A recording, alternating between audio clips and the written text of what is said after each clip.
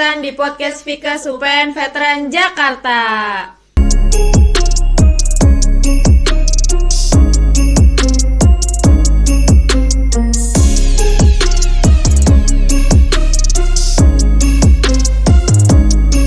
Oke, ini podcast pertama kita, teman-teman. Baru banget, Pak. Iya, masih baru banget nih podcastnya. Masih anget. Oke, sebelumnya mungkin kita kenalan dulu kali ya. Boleh, biar makin akrab ya. Biar makin akrab, karena kalau kata pepatah, tak kenal maka Tak sayang. Oke, biar lebih sayang, kita kenalan dulu. Nama saya Deswita dari mahasiswa UPN Veteran Jakarta, program D3 Keperawatan. Dan teman saya, Perkenalkan, nama saya Valvi Oktaviani dari program studi D3 Keperawatan UPN Veteran Jakarta. oke, gimana Valvi hari ini kabarnya?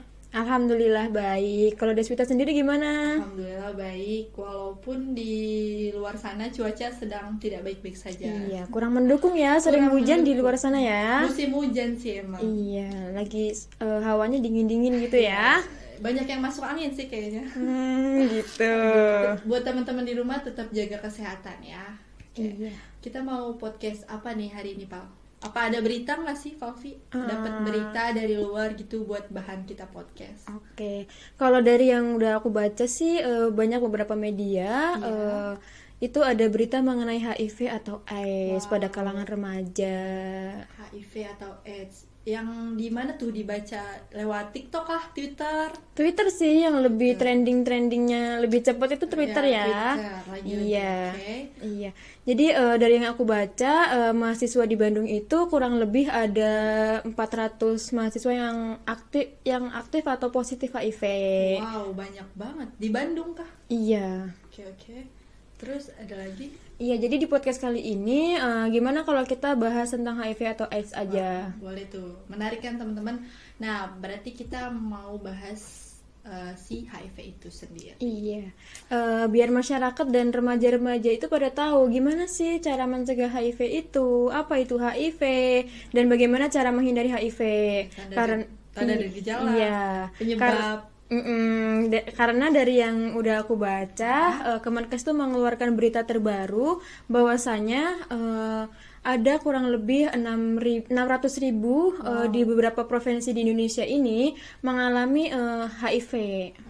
Oke. Iya, terutama pada kalangan remaja ya. Mungkin pada kalangan remaja ini masih aktif-aktifnya, penasaran nih, apa sih itu HIV itu? Benar. Oke, mungkin kalau kita berdua doang yang ngobrol kurang seru sih. Iya.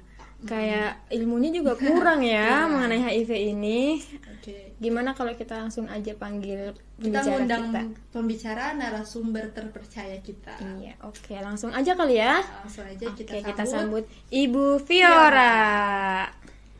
Oke teman-teman, jadi kita udah kedatangan narasumber kita kali ini. Sebelumnya kita mungkin kenalan dulu sama narasumbernya, Valvi. Iya nih teman-teman, kita sudah kedatangan narasumber kita.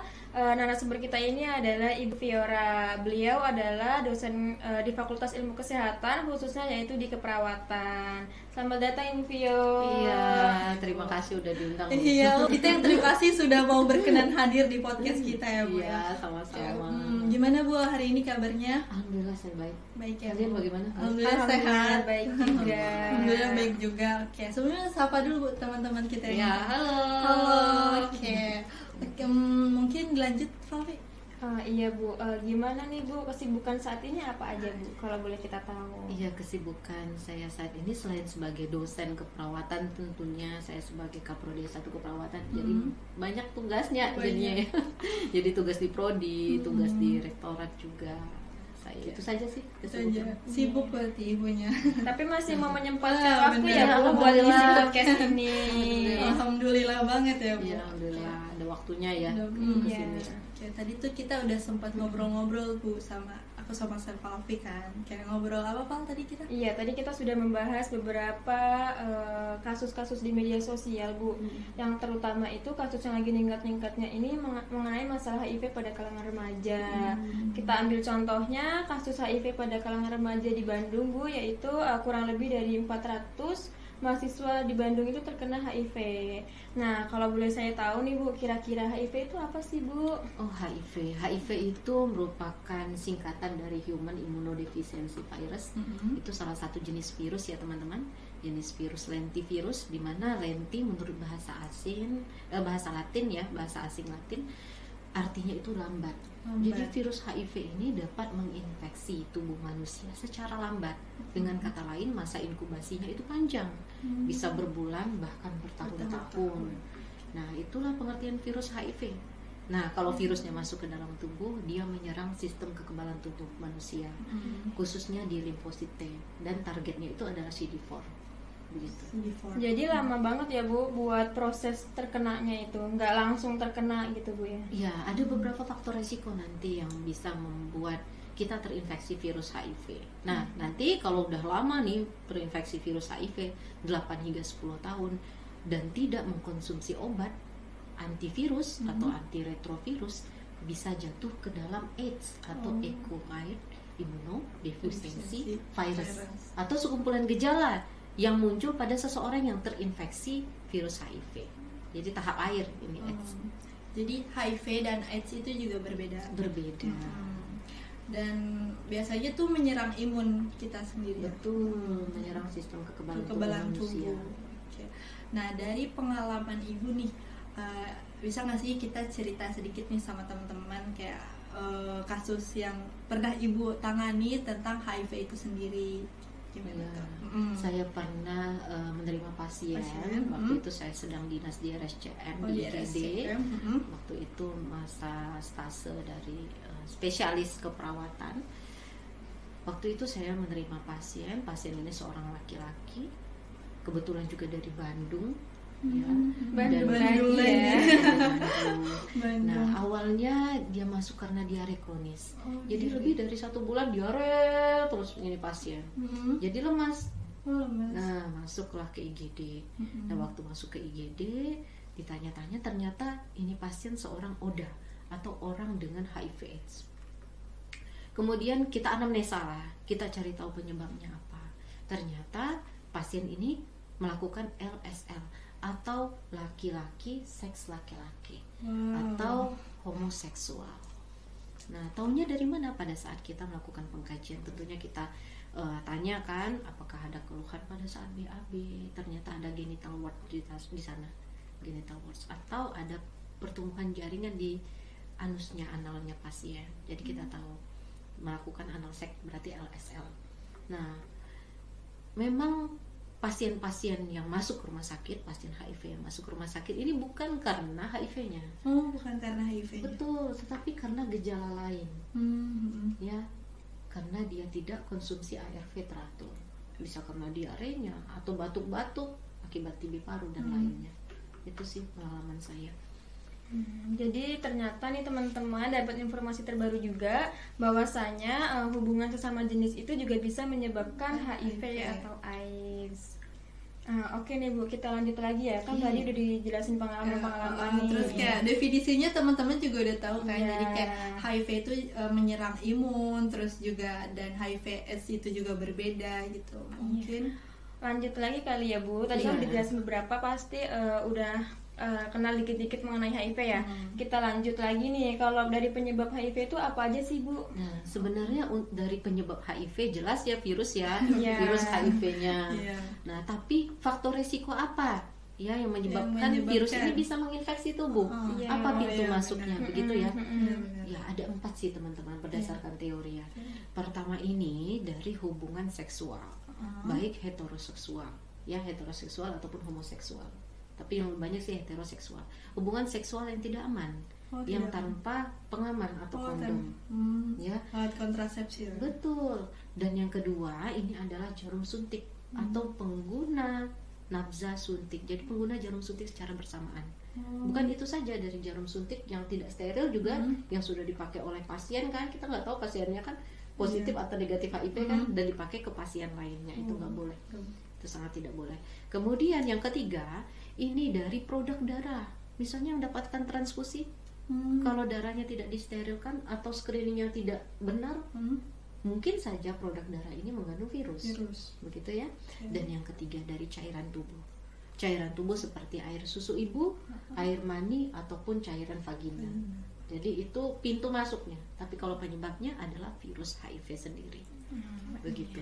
Dari 4 tadi nih Bu, kan ada yang mengenai hubungan seks bebas ya Bu. Gimana sih Bu kita cara mengedukasikan kepada remaja-remaja sekarang, kan lagi masa-masanya aktif ya Bu ya, lagi pada penasaran nih, kayaknya aku mau nyobain gitu kan. Nah, gimana kita cara mengedukasi ke mereka, bagaimana sih caranya untuk memakai alat kontrasepsi pun, itu kan mereka kayak masih tabu ya Bu, belum bisa nih cara pemakainya gimana, belinya pun di mana mereka belum tahu.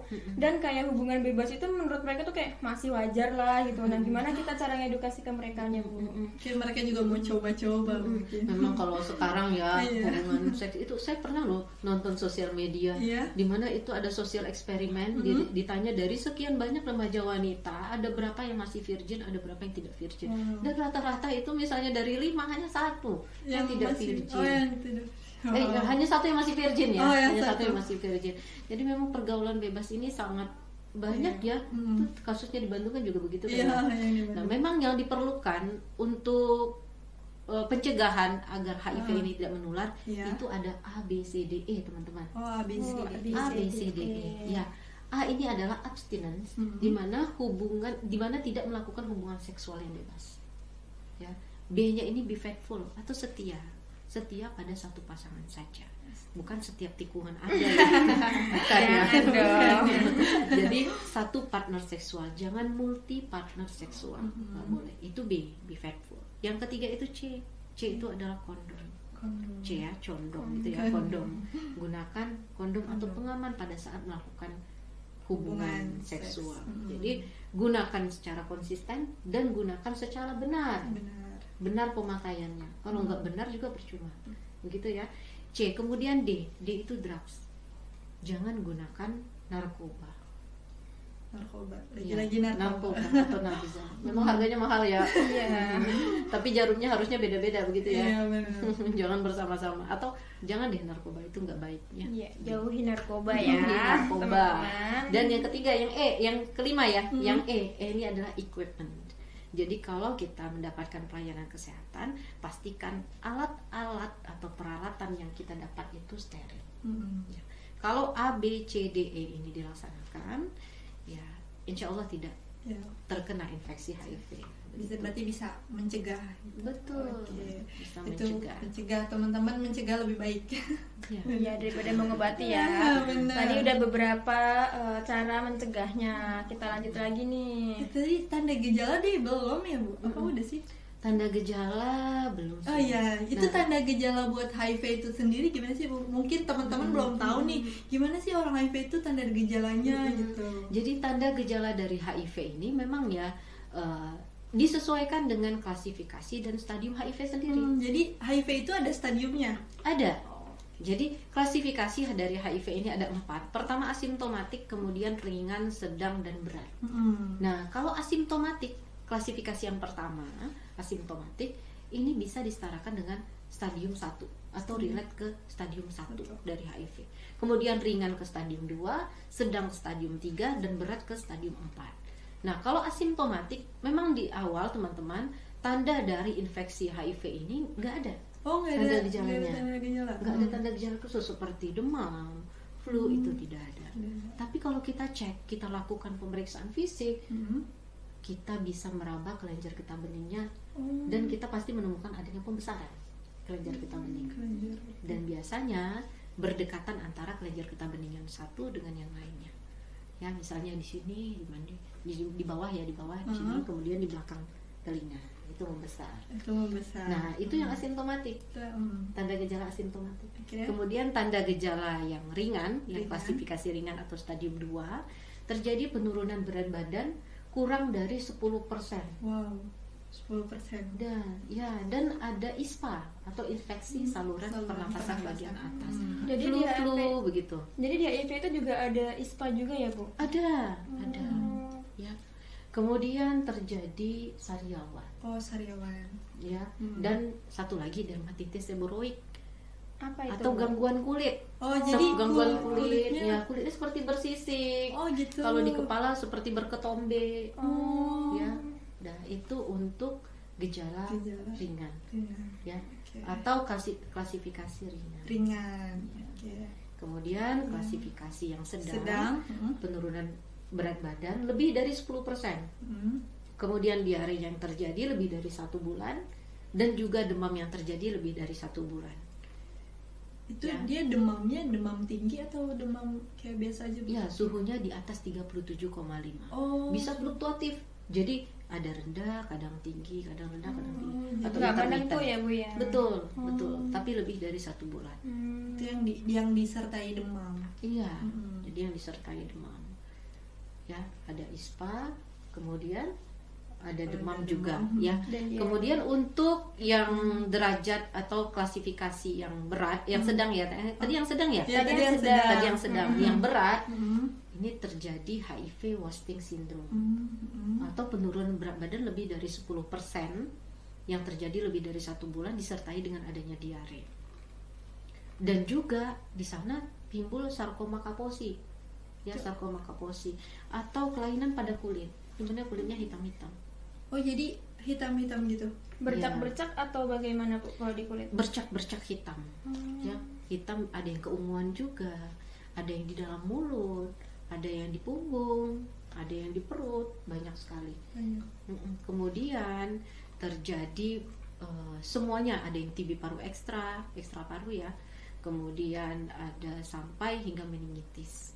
Jadi infeksi yang terjadi itu memang infeksi yang mikroorganisme ataupun virus-virus yang lainnya itu bisa masuk dengan bebas ke dalam tubuh. Dan biasanya kalau sudah sampai di stadium 4, ya, klasifikasi yang berat, CD4-nya kalau dicek itu kurang dari 200. Memang normalnya berapa, Bu? Normalnya itu 500 sampai dengan 1000. Oh, ini udah 200 Ini berarti. kalau 200 ke AIDS jadinya. Oh, jadinya ke AIDS. Iya. Gitu. Oh, jadi bertahap gitu. Bertahap, Ya? HIV betul. langsung AIDS. Itu Itu buat tanda dan iya, gejalanya. asimptomatik, ringan, sedang, berat. Berat itu sudah masuk ke AIDS. Kalau ditandai dengan CD4 yang kurang dari 200. Oke. Begitu deh.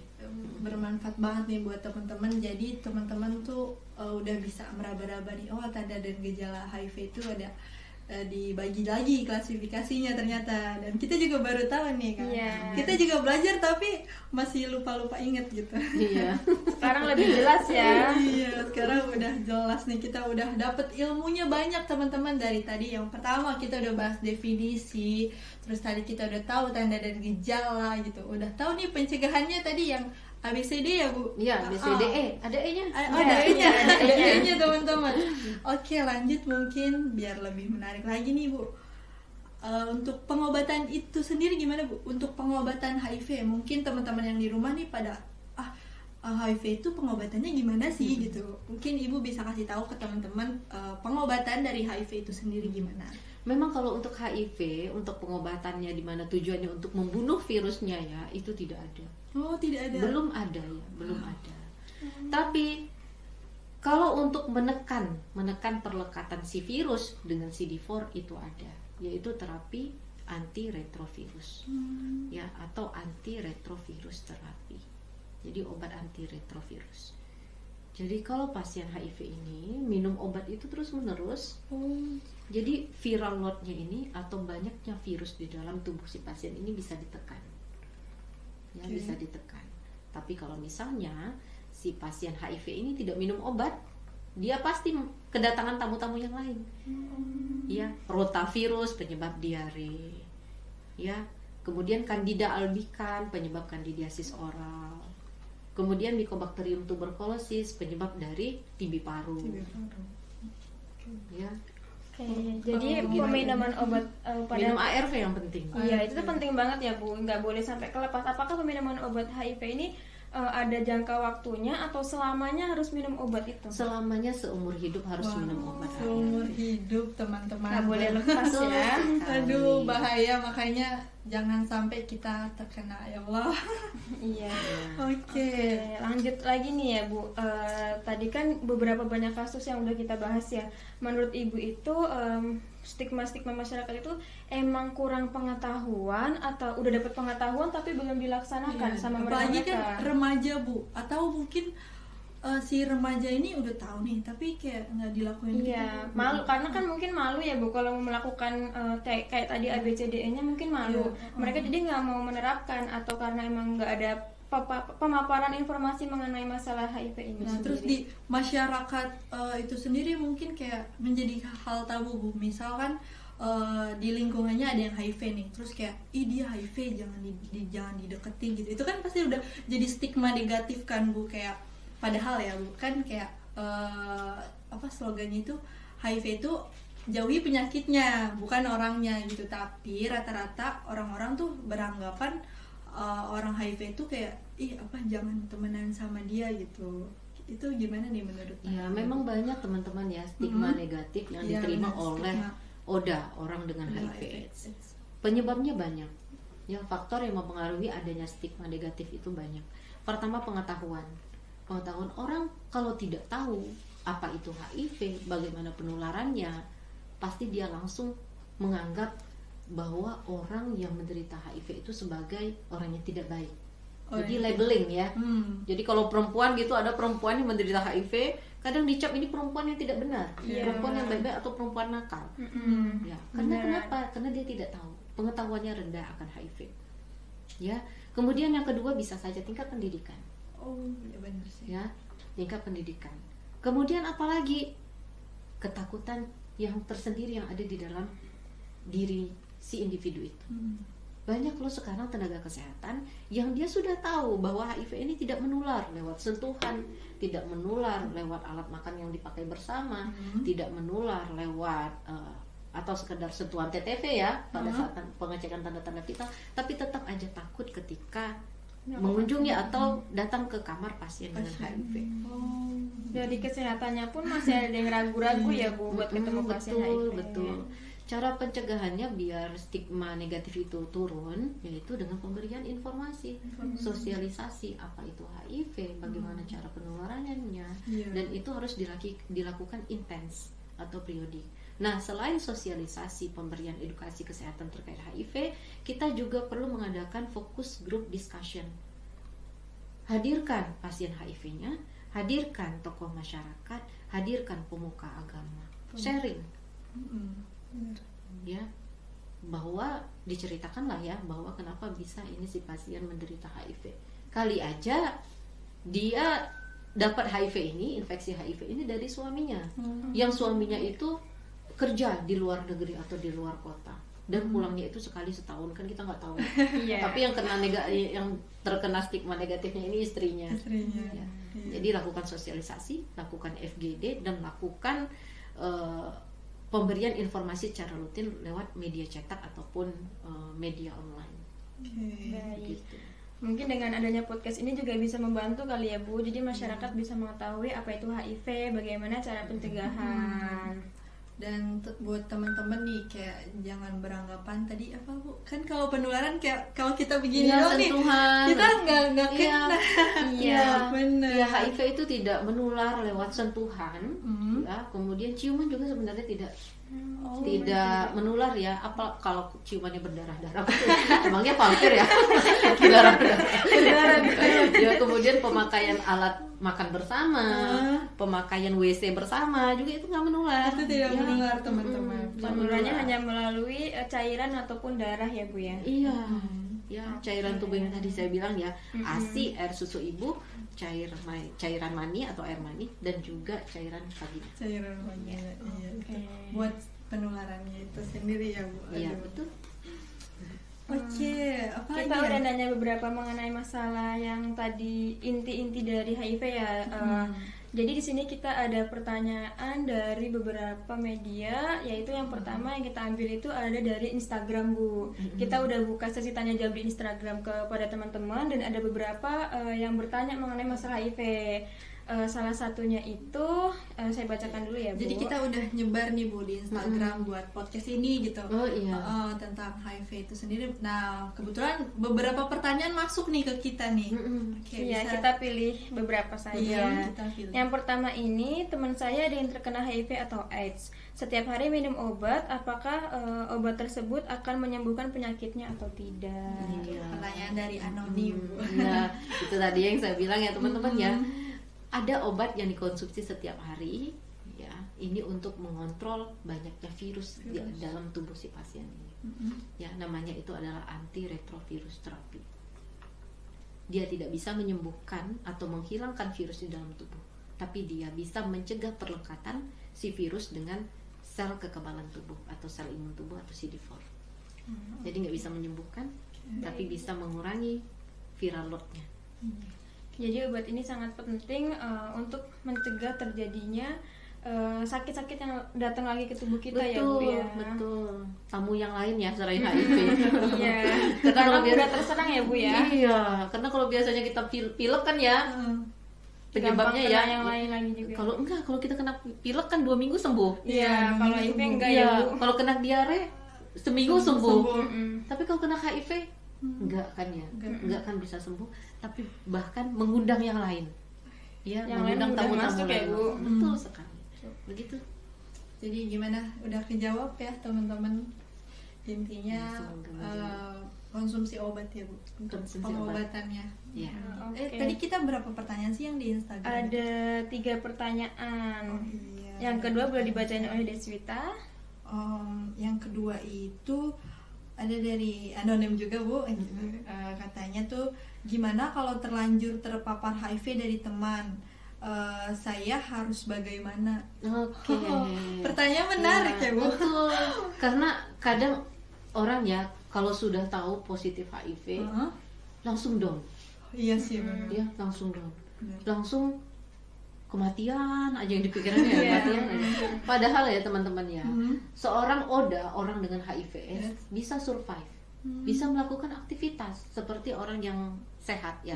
Tapi kuncinya satu, minum obatnya teratur. Minum obat teratur. Nah, kalau misalnya ini teman di Instagram tadi ya, yang udah tahu dia terkena HIV positif, apa yang harus dilakukannya? Iya. Nah, bisa pergi ke klinik VCT. Jadi itu VCT ada klinik. itu, iya betul, VCT itu adalah voluntary counseling and testing. Ya, and testing. Jadi VCT ini biasanya klinik VCT ya ada di rumah sakit ya, ataupun ada di puskesmas atau di layanan kesehatan lainnya. Jadi bisa berkunjung ke sana. Di sana ada konselor, di mana nanti teman di Instagram tadi bisa melakukan konsultasi dengan konselor, kemudian akan ditawari untuk tes HIV. Jadi dites HIV Iya. ke klinik. Iya, konseling pretest dan konseling prates. Ya, pre dan pasca. Ya, pre dan post. Ya, pre dan post. Kalau hasilnya negatif, akan diedukasi. Akan diedukasi untuk menghindari faktor risiko untuk penularan HIV.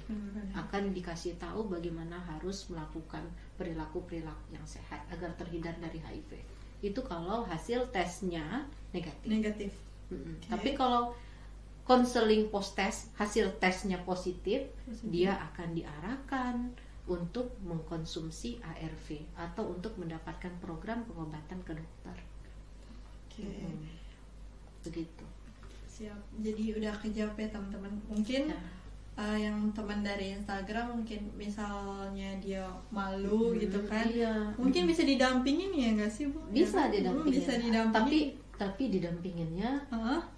dengan orang terdekat Oh ya, tentunya. dengan orang terdekat. Biar makin semangat, nggak ada rasa down ya, Bu ya. Dan yang paling penting dia ke klinik VCT itu atas kemauannya sendiri. Atas kemauannya sendiri. Nggak boleh yuk jalan-jalan tahu-tahu ke klinik VCT. Aduh. Nggak boleh ya. Benar. Harus kesadaran diri sendiri. Baik. Kita ke pertanyaan yang selanjutnya, yaitu kalau misalnya kita punya anak dari orang yang terkena HIV, apakah nanti anaknya juga terkena HIV atau tidak? Nah, untuk mengetahui hal itu anaknya harus dites. Nih misalnya nih si suami positif HIV, Iya. si istri negatif. Hmm. Nah, punya anak. Punya. Nah, istri dan anak harus dites HIV. Ya, dites serologi atau DNA virus HIV ada tidak di dalam darahnya. Kalau hasilnya positif, berarti harus ikut pengobatan antiretrovirus atau langsung ke klinik VCT, ya, dan temui konselor dan dokter di sana untuk mendapatkan pengobatan. Tapi kalau misalnya negatif, ya alhamdulillah kan ya. Iya, benar. Tapi kasihan juga dong Bu kalau bayi kena. Ya. Nah, kalau misalnya nih yang baru nikah, Mm-mm. suaminya ini positif HIV, Iya. istrinya ini negatif HIV, Heeh. mau memiliki anak, Ya. Heeh. ya, harus ikut program kehamilan khusus untuk pasutri dengan HIV. Dimana kalau mau berhubungan, Heeh. menjelang berhubungan harus konsumsi ARV selama 6 bulan sebelum melakukan hubungan. Dan selama konsumsi ARV memang berhubungannya antara suami istri ini dengan menggunakan kondom, Oh, gitu. menggunakan kondom atau pengaman. Lalu apakah bisa hamil Bu? Bisa. Jadi setelah 6 bulan lepas kondomnya, Heeh. lakukan hubungan. Oh gitu. Tapi tetap konsumsi ARV biar anaknya negatif. Anaknya biar anaknya. Jadi belum pasti ya Bu, kalau misalnya kita terkena HIV, anak kita juga terkena HIV, itu belum pasti ya. belum pasti. Harus dilakukan pengecekan lagi. Betul sekali. Itu mungkin sudah terjawab ya teman-teman pertanyaannya. Dari 3 penanya tadi dari Instagram, semoga bermanfaat dan udah kejawab dari Ibu Fiora jawabannya. Kayak mungkin gak kerasa ya Bu, kita udah ngobrol Iya, banyak, ngobrol banyak ya. ternyata. Banyak ilmu Banyak yang banget. masuk nih. Iya, Iya, alhamdulillah. pengetahuan yang baru kita dapat nih hari ini Bu. Makasih banyak ya Bu sudah mau menyempatkan waktunya untuk datang ke podcast kita. Iya, alhamdulillah, semoga bermanfaat ya. Yang penting sih hindari faktor resikonya. Iya Bu. ABCDE tadi ya. Iya, ingat teman-teman ABCD. Ya, betul Oke, sekali. mungkin sebelum mengakhiri Bu, ada untuk pesan kah buat teman-teman atau Ibu punya kayak motivasi buat teman-teman di luar sana biar apa ya, biar untuk semangat menjalani hidup maupun yang kita kayak yang masih sehat-sehat aja nih atau mungkin yang udah terkena HIV itu sendiri gimana? Oke, pesan saya untuk teman-teman di sana ataupun di sini ya, Iya. teman-teman di sini yang masih yang tidak terkena HIV atau yang sehat, alhamdulillah ya kita ucapkan ya. Tapi yang perlu ditekankan, hindari faktor resikonya. Hindari hubungan seks yang tidak aman, hindari penggunaan jarum suntik secara bersamaan, hindari mendapatkan produk darah yang terkontaminasi virus, dan hindari cairan tubuh yang juga terkontaminasi virus. Kalau untuk remaja sih khususnya di poin pertama ya, Iya. hindari hubungan seks yang tidak aman, seks yang bebas ya. Seks bebas. Iya, jangan sampai terjerumus ke pergaulan seks yang bebas. Benar. Ya. Kemudian untuk teman-teman yang sudah positif HIV, tetap semangat. Ya, tetap semangat. Banyak sekali orang dengan HIV/AIDS yang bisa beraktivitas seperti orang yang sehat. Malah banyak yang berkarir. Tapi kuncinya satu, tetap minum ARV. Ya, tetap semangat dan carilah orang-orang yang pikirannya positif. Karena orang-orang yang pikirannya positif akan membuat diri kita pun positif thinking. Iya, benar. Tapi kalau kita berteman sama orang negatif, kita akan menjadi negatif gitu ya. Kalau kita berteman sama orang yang suka gibah, kita jadi suka gibah kan ya. Tetap semangat menjalani hidup, insya Allah sehat-sehat kalau memang ARV-nya teratur. Oke. Itu saja. Baik. Aduh, udah kita mau perpisahan kayak enggan nih Bu. Enakan Masih ngobrol seru ya ya, soalnya. Enakan ngobrol. Oke teman-teman, mungkin podcast kali ini bisa bermanfaat buat teman-teman di luar sana. Dan juga khususnya kita juga nih udah nambah ilmu. Mungkin sekian kali ya podcast kali ini gitu. Saya Deswita dan teman saya Falk Aktiviani. Oke, mohon undur diri dan sampai jumpa di podcast berikutnya. Bye bye. Bye.